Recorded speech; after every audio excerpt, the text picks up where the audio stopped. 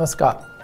भाग्य में आपका स्वागत है। ये प्रोग्राम उन सभी लोगों का स्वागत करता है जिन्हें लगता है कि ज्योतिष के माध्यम से उनकी समस्याओं के समाधान निकल सकते हैं।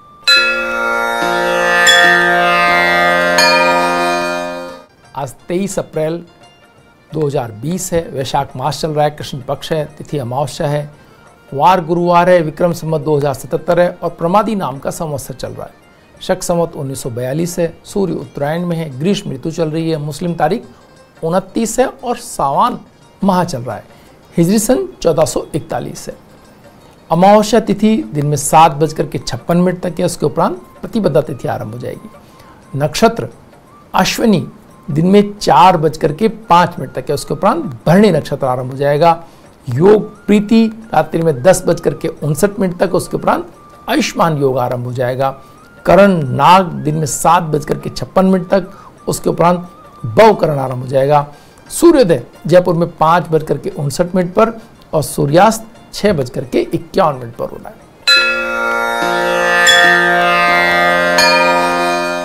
ग्रहों का गोचर मंडल देखें तो सूर्य मेष राशि में, मंगल मकर राशि में, बुध मीन राशि में, बृहस्पति मकर राशि में, शुक्र वृष राशि में, शनि मकर राशि में, राहु मिथुन राशि में, केतु धनु राशि में और चंद्रमा मेष राशि के अंदर आज है।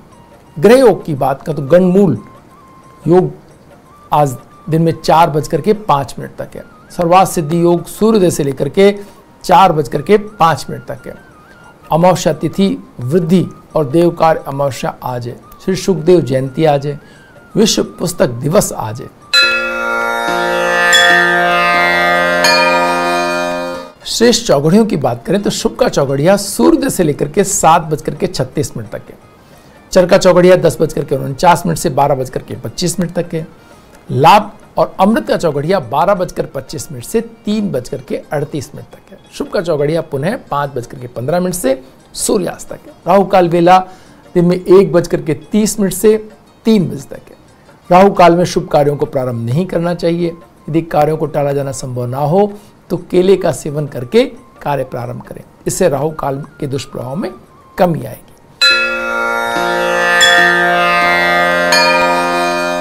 आइए अब बात करते हैं आज के दिन के मूड की। आज सूर्य और चंद्रमा दोनों मेष राशि में। इसके मायने क्या हुए? इसके मायने ये हैं कि सूर्य और चंद्रमा की स्थिति जब एक मेष राशि जो कि मंगल की राशि और मंगल उच्च का होकर के शनि के साथ है और शनि बृहस्पति वहां साथ हैं, साथ ही साथ मंगल भी वहां हो गए, केतु हैं, उसके बाद बुध अपनी नीच राशि के अंदर हैं और राहु और केतु के बीच इन सारे ग्रहों का होना एक तरह से ये आज की जो स्थिति है इसको समझने में कोई कठिनाई हमारे दर्शकों को नहीं होनी चाहिए कि ये ऐसी स्थिति जब बृहस्पति शनि के साथ नीच राशि के अंदर हो जाएं और मंगल भी वहां उच्च राशि के अंदर हो जाएं तो स्वास्थ्य को कितना अपनी टर्म्स को कितना डिक्टेट कर सकते हैं। लेकिन उन टर्म्स को, उस डिक्टेट होने वाली टर्म्स को अगर कोई एक ग्रह समाप्त कर सकता है, कोई एक ग्रह उस पूरे सिस्टम को ध्वस्त कर सकता है, उस पूरी जो नकारात्मकता उसको समाप्त करके और सकारात्मक तरीके से आगे बढ़ सकता है, तो वो अकेला सूर्य है जो पिछले 10 दिनों से लगातार ऐसी स्थिति बनाने की भरपूर कोशिश कर रहा है। जो पॉजिटिव लोग हैं, पॉजिटिव फोर्सेस हैं, उन्हें पूरी तरीके से शक्ति देने की जो स्थिति है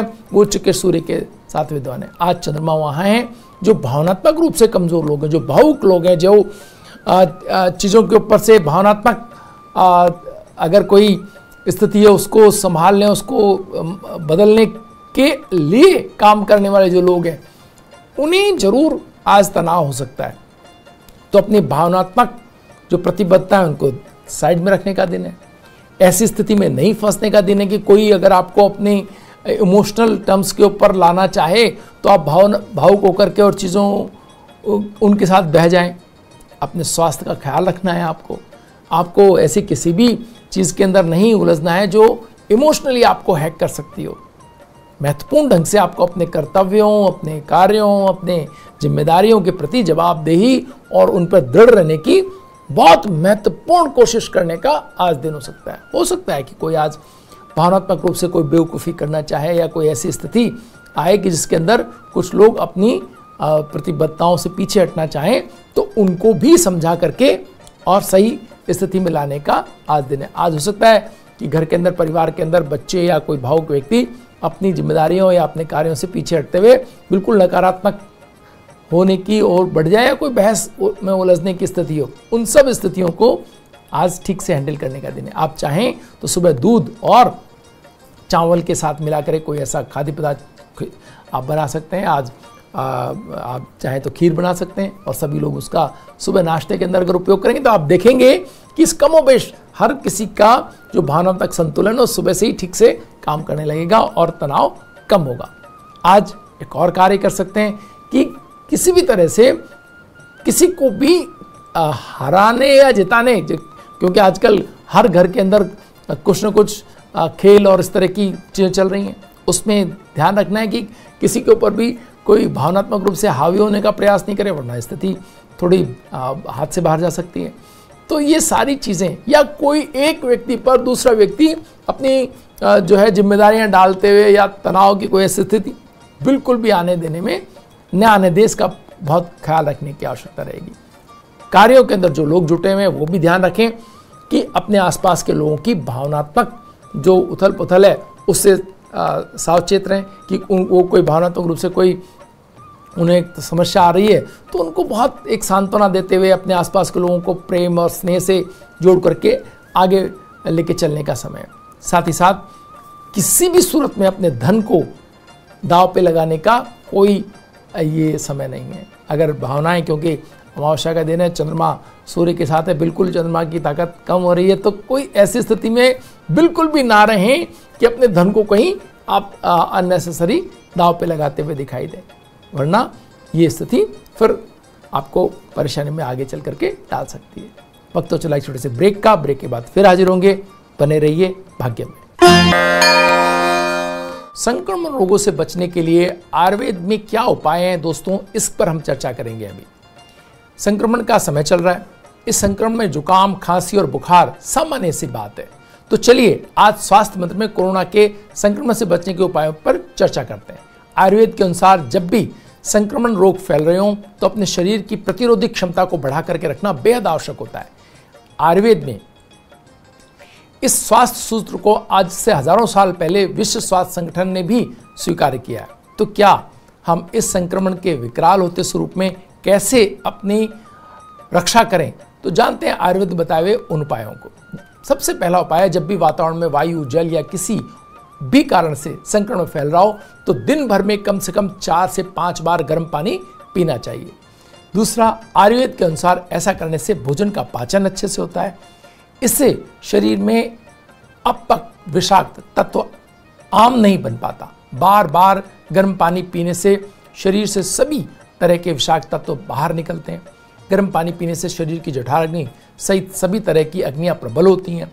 ऐसे में अग्नियां स्वतः ही संक्रमण सहित शरीर के सभी विषाक्त तत्वों को पचा करके खत्म कर देती हैं। दूसरी चीज है, आधा घंटा व्यायाम और आधा घंटा प्राणायाम करने से शरीर की सुदृढ़ता बढ़ती है, शरीर की रोग प्रतिरोधी क्षमता तेजी से बढ़ती है। तीसरा उपाय है, आधा घंटा धूप में बैठकर शरीर पर मालिश करने से शरीर या व्यायाम आदि करने से सूर्य की प्रखर ऊर्जा शरीर की रोग प्रतिरोधी क्षमता को बढ़ाती है। आधुनिक विज्ञान के अनुसार भी धूप में विटामिन डी होता है और धूप से ही विटामिन डी बनता है, जो कि शरीर की रोग प्रतिरोधक क्षमता बढ़ाने के लिए बेहद आवश्यक है। जिनके शरीर में विटामिन डी की कमी होती है उन लोगों के शरीर में संक्रमण आसानी से बढ़ सकता है। साथ ही मधुमेह, कैंसर आदि रोग भी आसानी से हो जाते हैं। चौथा, आयुर्वेद चिकित्सा की सलाह से अपने शरीर की प्रकृति के अनुसार रसायन औषधि का आप सेवन कर सकते हैं। आंवला, गिलोय, त्रिफला, अश्वगंधा, शतावरी, मुलट्ठी आदि आयुर्वेद जो चिकित्सक की सलाह लेकर के आप अगर लेते हैं तो इनसे शरीर की रोग प्रतिरोधक क्षमता में तेजी से वृद्धि होती है। वायु प्रदूषण से होने वाले संक्रमणों में मुख्य रूप से श्वसन संबंधी रोग होते हैं। इनसे बचने के लिए आयुर्वेद के अनुसार तुलसी, काली मिर्च, लौंग, दालचीनी, सौंठ, पीपल, मुलट्ठी, इलायची, हल्दी आदि का काढ़ा चाय की तरह बनाकर उसमें शहद डालकर दिन में 2 या 3 बार अगर आप लेते हैं तो इससे भी आपको आराम मिलता है। नाक में तिल का तेल या फिर गाय के शुद्ध घी की 4-5 जो बूंदें डाल करके अगर आप नाक में डालते हैं तो ये भी आपको संक्रमण से बचाता है। भोजन समय पूर्वक, सुपाच्य, पोषण से भरपूर और शरीर के लिए हितकर हो वही लेना चाहिए। भोजन की मात्रा कम लेनी चाहिए ताकि शरीर आसानी से उसे पचा सके और अपच आम विष शरीर में ना बन पाए। अहितकर अधिक मात्रा में और बार बार लिया गया भोजन शरीर की रोग प्रतिरोधक क्षमता को गंभीर नुकसान पहुंचा सकता है। इसलिए इन दिनों जो खाली घर में बैठ करके आप भोजन अगर अधिक ले रहे हैं या ज़्यादा अगर आप मात्रा में भोजन ले रहे हैं, चिकना या तला हुआ भोजन ज़्यादा ले रहे हैं या पैक्ड फूड ज़्यादा ले रहे हैं, तो उससे आपको बचना चाहिए। इसलिए भोजन में सभी आयुर्वेद में लिखे नियमों की पालना करना बहुत आवश्यक हो जाता है। एक और महत्वपूर्ण बात यह है कि रात में भरपूर नींद जरूर लेनी चाहिए। आयुर्वेद में नींद को आधा रोग खत्म करने वाला बताया गया है। दिन की नींद को रोगों को बढ़ाने वाला कहा गया है। तो इस तरह से हमें अपने आहार व्यवहार को बदल करके, अपने खान पान को ठीक से करके और अपने आसपास जो औषधियाँ हैं उनका सही उपयोग करके अगर हम अपनी रोग प्रतिरोधक क्षमता बढ़ा लेते हैं तो इससे हमारे ऊपर होने वाले रोगों के आक्रमण को हम ठीक से हमारा शरीर मैनेज कर लेगा। और अगर कोई ऐसी चीज़ हो भी गई है, कोई आक्रमण हो भी गया है, तो उसको हमारा शरीर अंदर ही समाप्त करने में की क्षमता हासिल कर लेगा। वक्त तो चला छोटे से ब्रेक का। ब्रेक के बाद फिर हाजिर होते हैं। बने रहिए भाग्य में। आइए बात करते हैं साइना नेहवाल जी की। साइना नेहवाल शीर्ष भारतीय बैडमिंटन खिलाड़ी हैं। इनका जन्म 17 मार्च 1990 को हिसार, हरियाणा में हुआ। 2015 में साइना नेहवाल दुनिया की शीर्ष वरीयता प्राप्त महिला बैडमिंटन खिलाड़ी रही हैं। इस मुकाम तक पहुंचने वाली ये प्रथम भारतीय महिला है। लंदन ओलंपिक में 2012 में साइना नेहवाल ने इतिहास रचते हुए बैडमिंटन की महिला एकल स्पर्धा में कांस्य पदक हासिल किया। बैडमिंटन ऐसा करने वाली भारत की पहले खिलाड़ी थी वो। 2006 में बीजिंग में आयोजित हुए ओलंपिक खेलों में वे क्वार्टर फाइनल तक पहुंची। साइना ने 2015 वर्ल्ड चैंपियनशिप में रजत और 2017 में कांस्य पदक जीता। कॉमनवेल्थ गेम में उनके नाम 3 स्वर्ण, 1 रजत और 2 कांस्य पदक हैं। उनका नाम एशियन गेम्स में 2 कांस्य पदक, एशियन चैंपियनशिप में 3 कांस्य पदक। उन्हें 2009 में अर्जुन अवार्ड और 2010 में पद्मश्री, 2010 में राजीव गांधी खेल रत्न अवार्ड और 2016 में पद्म विभूषण से सम्मानित किया गया। साइना को 2018 में वर्ल्ड बैडमिंटन फेडरेशन ने most promising player of the year चुना। आइए हम इनकी उपलब्ध कुंडली के माध्यम से इनके व्यक्तित्व की विशेषताओं को समझने का प्रयास करते हैं। इनकी मिथुन लग्न की कुंडली और उसमें बृहस्पति का होना, सामने से शनि का दृष्ट होना, ये 2 बातों को बहुत महत्वपूर्ण ढंग से दर्ज करता है। पहली बात, बृहस्पति का लग्न में होने का अर्थ है मित्रों कि इनके कार्यों को ईश्वरीय एक ताकत मिलती चली जाती है। बृहस्पति जब आपके लग्न में हो तो आप सीखने की आपकी अदम्य इच्छा होती है। किसी भी चीज़ को एक बार देखने के बाद उसको सही ढंग से कर लेना, उसके ऊपर मेहनत करना, उस प्रयास में सफल हो जाना, ये बृहस्पति लग्न में होते ही आपको स्वतः ही मिल जाता है। दूसरा, शनि जब आपके केंद्र स्थान में और वो भी सप्तम स्थान में शनि बली हो जाते हैं, स्थान बली हो जाते हैं। इसका फायदा ये होता है कि आपको नींद, भूख और कोई ऐसी स्थिति, शारीरिक जो आपकी कमजोरियां उन पर आपको कमांड मिल जाता है। आपको न नींद आती न भूख लगती अगर आपके पसंदीदा कार्य आपके साथ हैं, यानी जिन कामों को आप करना चाहते हैं अगर आपके सप्तम स्थान में शनि, तो आपको उन चीज़ों के प्रति किसी प्रकार का दूसरी चीज़ें आपको डिस्टर्ब नहीं कर पाती। आपको लगता ही नहीं है कि कोई और चीज़ है जो आपको करनी है। आपका लक्ष्य सामने दिखता है आपको और आप उसके प्रति एक तरह से मतलब बिना किसी उसके लग जाते हैं। कोई झिझक, कोई रुकावट, कोई आपको रोक नहीं पाता उस समय जब आप अपने लक्ष्य की तरफ दौड़ रहे होते हैं। तो ये शनि आपको 7th हाउस में देता है। साथ ही साथ सूर्य और बुध का 10वें स्थान में होना व्यक्ति को सारी रुकावटें, सारे जो तनाव है उन सबको आप पार पाते हुए व्यक्ति इतना अदम्य ऊर्जा होती है। आपके इरादे चाहे जितने अच्छे हों, आपको चाहे जितनी भाग्य की ताकत मिली हो, लेकिन अगर आपके अंदर ऊर्जा नहीं है, अगर आप उन कार्यों करने के लिए आपके अंदर आपकी मानसिक प्रबलता नहीं है, तो फिर आप उन कार्यों के प्रति एक काल्पनिक तौर पर जुड़े रह सकते हैं। उनको पाने के लिए जो आप दौड़ लगानी है, वो दौड़ लगाने के लिए जो ऊर्जा आपके शरीर में चाहिए, जो मानसिक ताकत चाहिए, वो आपको नहीं मिल पाती। और सूर्य 10वें स्थान में बैठ करके आपको ये ताकत देता है। यहाँ बुध भी 10वें स्थान में। तो आपके शरीर पर आपकी जो लचक, आपकी जो फ्लेक्सिबिलिटी है वो देखने लायक है। क्योंकि बैडमिंटन बिना आपके शरीर के अंदर अगर आपके पास में फ्लेक्सिबिलिटी नहीं है तो आप उतना बेहतर नहीं हो सकते हैं। आप इनको खेलते हुए देखें जैसे कोई बिजली से कौंध रही हो, आप बैडमिंटन के कोर्ट के ऊपर आप ऐसा महसूस कर सकते हैं। आपको लगेगा ही नहीं कि ये बॉडी इतनी फ्लेक्सिबल कैसे है। आप इनका कद, हालांकि उतना लंबाई इनकी इतनी ज़्यादा नहीं, लेकिन फिर भी आप बैडमिंटन के कोर्ट पर जब ये घूमती है तो ऐसा लगता है सूर्य की जो ऊर्जा जिसकी हम बात कर रहे हैं वो आपको प्रत्यक्ष वहां पर एक तरह से कौंधती हुई नजर आए। यहां पर मंगल भी इनकी कुंडली के अंदर हो चुका है, जो अष्टम स्थान में मंगल, राहु और शुक्र। जब मित्रों मंगल उच्च का हो और राहु की साथ में ताकत और मिल जाए उसको, तो क्या स्थिति होती है व्यक्ति की। ऐसा व्यक्ति अपने कार्यों के अंदर कुछ भी बाकी नहीं रखता। बस वो अंतिम क्षण जब होता है कि इसके बाद तो चल भी नहीं सकता, वहां तक लड़ता है वो व्यक्ति।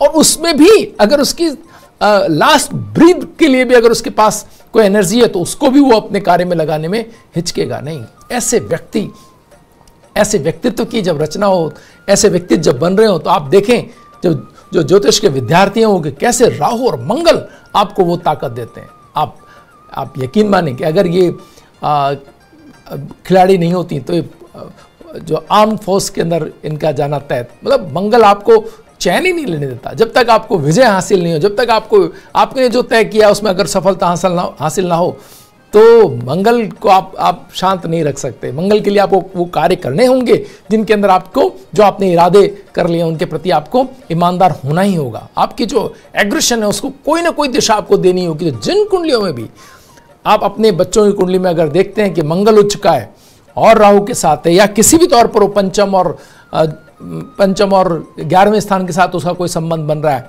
आपको उन बच्चों को खेल जगत के अंदर जरूर एक बार ट्रेनिंग के अच्छे कोचेस के हवाले करना चाहिए। आप देखेंगे कि बेहतरीन वो आपको एजुकेशन से के अलावा भी आपको बेहतरीन करके दिखाएंगे। बृहस्पति जब लग्न के अंदर हो तो व्यक्ति को अच्छे कोच मिलते हैं। केंद्र स्थानों में बृहस्पति हो तो आपको सिखाने के लिए बहुत अच्छी स्थितियां उपलब्ध होती हैं। और यहाँ आपने देखा कि इनके जो कोच हैं वो विश्वविख्यात कोच इनको मिले और इस तरह से इनको एक बेहतरीन स्थिति उपलब्ध होती चली गई और आगे इनका जीवन इन्होंने खुद अपनी मेहनत से बनाया। तो ऐसे लोगों की कुंडली के अंदर जो मंगल और जो राहु की स्थिति है ये इस बात को बताती है कि कितनी ऊर्जा लगाने की आवश्यकता है। जहाँ तक आप टीवी एड्स में देखें तो शुक्र भी यहाँ साथ है।